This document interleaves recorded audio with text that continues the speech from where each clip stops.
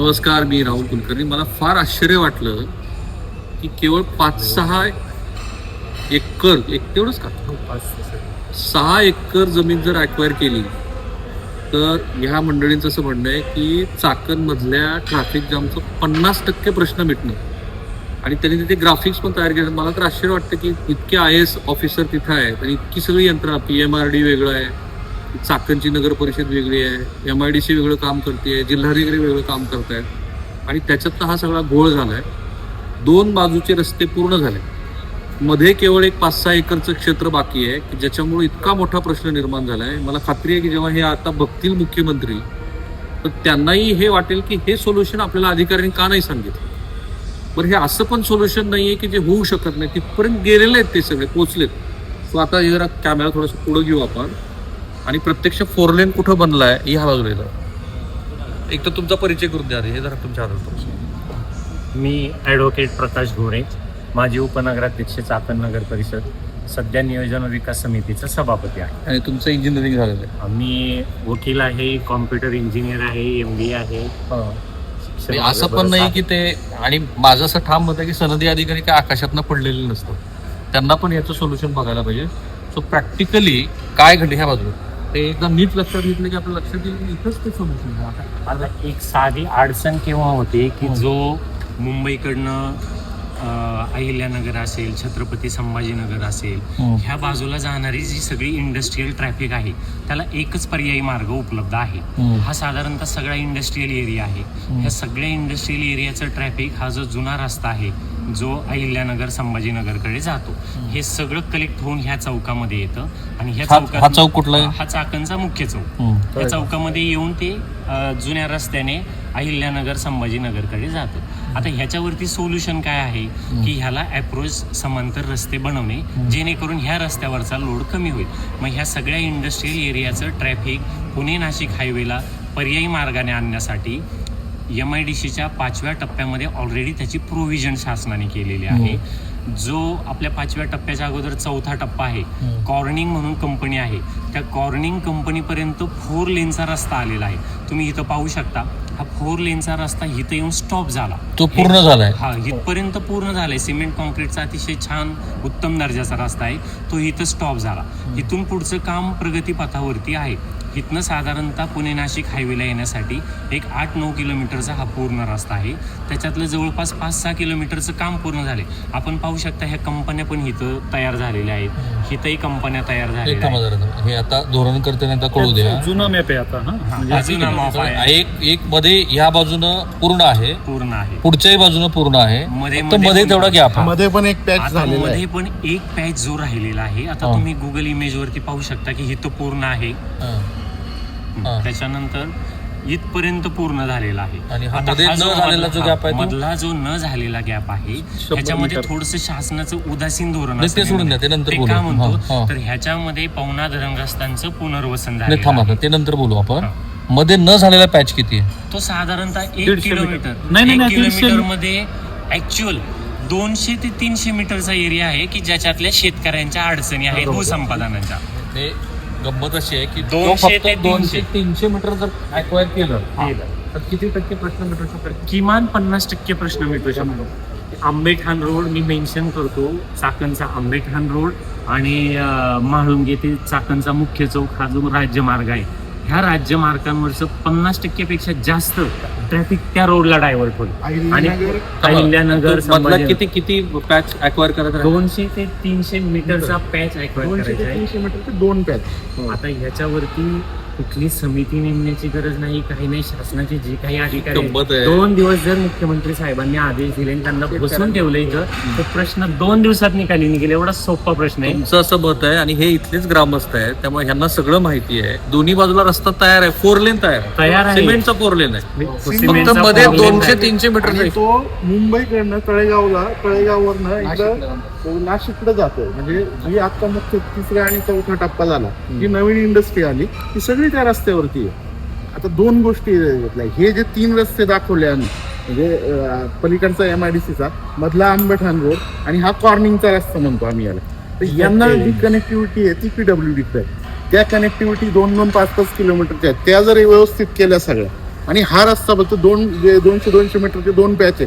हे केलं तर खरंच सांगतो 50% सर सगळा लोड, आणि तो पुणे नाशिक हायवेवर जाऊन तो 50% डिवाइड होणार. पुण्याचा तुम्ही 50. पुन्हा एकदा सांगा की केवळ 200-300 मीटरचं लँड ऍक्विजिशन जे बाकी आहे हो ते जर केलं म्हणजे तातडीनं करून पुढच्या 2-4 महिन्यामध्ये जर सिमेंट रोड केला हो तर 50% पुण्याच्या चाकणचा प्रश्न बरोबर. सुटतो. बरोबर ना? शंभर. आणि हेच 1 वर्षापासून उत्तर आम्हाला पुढच्या 2 महिन्यात होतंय. अरुणला विचारल्यावर 2 महिन्यात होतंय. आम्ही जाऊन कॉन्ट्रॅक्टरला विचारलं, हे 2-3 महिन्यात होणार आहे. शेतकऱ्यांना विचारलं, आता त्या शेतकरी समोर येऊन बोलायला तयार नाही. ते म्हणतात आम्ही काही बोललो आणि शासनाने परत आमच्याबद्दल काही चुकीचा निर्णय घेतला तर आम्ही अडकून पडू. आता हा प्रेक्षकांना प्रश्न पडला असेल आणि जे धोरण करते त्यांनाही वाटत असेल की मग हे 200-300 मीटरचा प्रश्न का नाही मिटत. हा तर आता ते जरा गोरे साहेब सांगा काय इश्यू सर हा प्रश्न ह्याच्यासाठी मिटत नाहीये की ह्या 200-300 मीटर मध्ये जे शेतकरी आहेत ते पवना धरण रस्त्यामध्ये जमीन गेलेले बाधित शेतकरी आहेत. पूर्वी साधारणतः 1967-68 साली शासनाने त्यांचं ह्या भागामध्ये पुनर्वसन केलं. आता त्या शेतकऱ्यांची मागणी पण रास्त म्हटली पाहिजे. त्या शेतकऱ्यांची मागणी अशी आहे की आमचं जरी एकदा पुनर्वसन शासनाने केलेलं आहे, एकदा आम्ही विस्थापित झालेलो आहोत, तर ह्या जागेच्या बदल्यामध्ये आम्हाला रोख मोबदला न देता लगतच्या जागा आम्हाला उपलब्ध करून शासनाने म्हणजे द्यावं. असं नाहीये की ते जमीन द्यायला तयार नाहीये. द्यायला आहे. फक्त शासनाचं भूसंपादनाचं बरोबर. धोरण या ठिकाणी थोडंसं बदलावं लागेल. एखादी स्पेशल केस म्हणून 4-10 शेतकऱ्यांना जर ते विस्थापित झालेले आहेत पूर्वी, त्यांना परत विस्थापित न करता आजूबाजूच्या जागा जर त्यांची जेवढी जागा जाते तेवढी दिली तर ती लोक आजही त्या जागा सोडायला तयार आहेत. आणि पण शासनाची थोडीशी आता कागदपत्र नियम 1-2 चेंज करावे लागतील. ते केले तर सर हा खूप छोटासा प्रश्न आहे.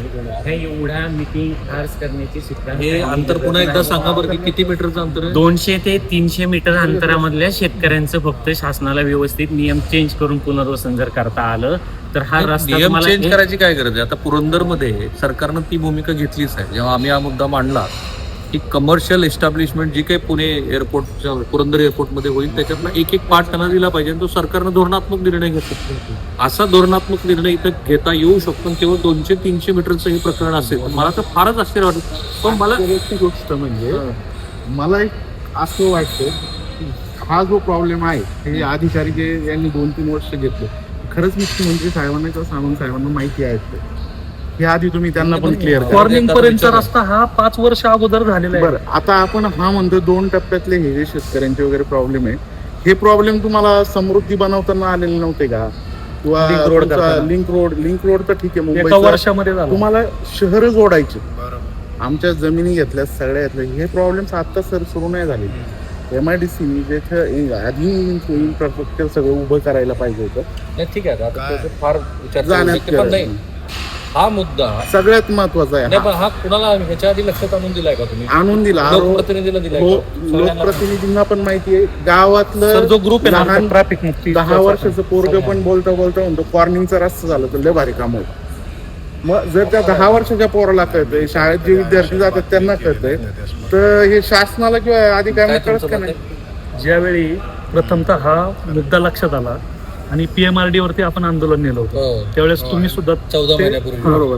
तर त्या टायमिंगला ज्यावेळेस PMRDचे अधिकारी आणि शासनाचे काही अधिकारी यांनी ज्यावेळेस काही आश्वासनं दिली होती, त्यानंतर जो ग्रुप क्रिएट झाला त्याची चाकण एकच मीटिंग झाली. हो. ट्रॅफिक मुक्त चाकण, या ग्रुपवरती आमच्या खेड तालुक्याचे सर्व पक्षाचे नेते, त्यानंतर शासकीय अधिकारी, पोलीस अधिकारी हे सर्व त्यामध्ये, आणि वेळोवेळी 1000 लोक आहेत. 1000 लोकांमध्ये हा मुद्दा वेळोवेळी चर्चेला आलेला आहे. हा चर्चेला आल्यानंतर सुद्धा या मुद्द्याकडे कुणी दखल घेतली गेली नाही. याच्यावरती कितीतरी वेळा बातम्या आल्यात. लोकल जे आमच्या इथले रिपोर्टर आहेत यांनी किती वेळा तरी हा मुद्दा उचलून धरलाय, पण तरी सुद्धा आज त्यांनी आम्हाला 90 दिवसाची वेळ दिली होती 900 मीटरसाठी. ह्याच 900 मीटर. हा. तो त्याच सुद्धा- 900 मीटर. हा. हो, हो, हो. तर हा रस्ता झाल्यानंतर तात्पुरती वाहतूक ही बिरदवडी गावातनं वळून खाली रोकलमधनं आपला जो पुणे नाशिक हायवे इकडे ती वळवण्यात येणार होती. ती जर ट्रॅफिक वळाली असती तर जड वाहतूक तिकडे गेली असती. आज जो सरासरी रोज 2 मृत्यू झालेले आहेत चालू वर्षामध्ये, ते मृत्यू झाले नसते. आज जर तुम्हाला परिस्थिती जर तुम्ही पाहिली तर प्रत्येक गावातले जे तरुण आहेत यात मृत्युमुखी पडलेले. कारण की काय होतं, जड वाहतूक होते, बाजूला रस्त्याला जागाच नसते. जर गाडी घसरली टाका खाली आले, कंटेनर खाली, आणि इतकी जड वाहतूक आहे की अक्षरशः सर तुम्हाला सांगतो, आंबेठाण गावामध्ये एक पूल बनवलाय की जर तुम्हाला हे नियम माहिती आहेत की जर ह्या रस्त्यावर जड वाहतूक होणार होती तर त्या रस्ता किती लेनचा किंवा किती त्याचा थरा असला पाहिजे, त्याची जाडी किती असली पाहिजे, तो जो पूल बनवलाय आमचा तो सुद्धा चुकीचा बनलाय. त्या पुलावरनं जर कंटेनर गेला तर आमच्या घरातली भांडी हादरतात अक्षरशः. म्हणजे तुम्ही जर प्रत्यक्षात तिथं जर येऊन पाहिलं. ते आहेच, पण हा मुद्दा तुमचं असं मत आहे की वारंवार चर्चेत येऊन केवळ 900 मीटर हा होत नाही आणि त्याच्यासाठी हा प्रश्न आहे. आणि ती जड वाहतूक मग पर्यायी हा जो रेसिडेन्शियल भाग आहे, रेसिडेन्शियल एरियात आहे, हे जे 4-4 एकर देण्यात येणार दोघांना एकच प्रश्न आहे, हे का होत नाहीये?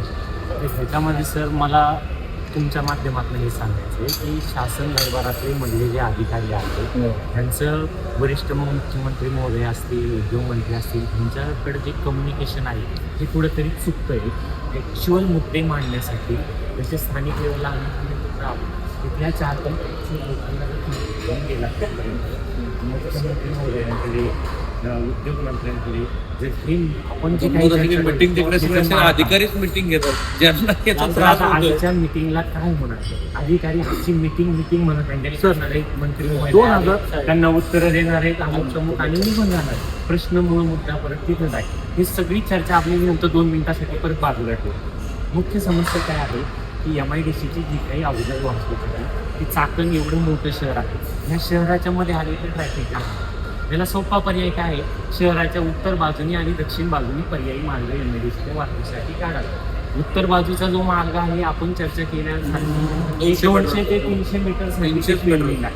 शहराच्या दक्षिण बाजूनी पण एक पर्यायी मार्ग उपलब्ध आहे, ज्याला आमच्या मेदनकरवाडीपासून राशीपर्यंत शहराच्या पूर्व बाजूला राशी गाव आहे, अहिल्यानगरकडे जात तो साधारणतः एक 4 ते 5 किलोमीटरचा एरिया आहे. त्याला एक 50-100 कोटी रुपये जर शासनाने दिले कसा वापरात आहे, त्याचं भूसंपादन करून तो जर व्यवस्थित करता आल्या तर रिंग रोड सारखे चाकणला अवजड वाहतुकीसाठी 2 पर्याय उपलब्ध होतील, एक उत्तर बाजूने एक दक्षिण बाजूने. हे 2 पर्याय उपलब्ध आहेत. हे फारच गंभीर आहे की इतकं सगळं ग्रामस्थ सांगताय. तुम्हाला काही सांगायचं हे कशामुळे होत नाही? काय कोणाचा फायनान्शियल इंटरेस्ट आहे त्याच्यामध्ये? फायनान्शियल इंटरेस्ट मला तर अधिकाऱ्यांचाच वाटतं. आणि खरी तर अशी गोष्ट आहे की शासन हे त्रांगडं झालेलं आहे. 3 पक्षाचं असल्यामुळं कदाचित मंत्रिपद वेगवेगळ्या पक्षाला गेलेली आहेत.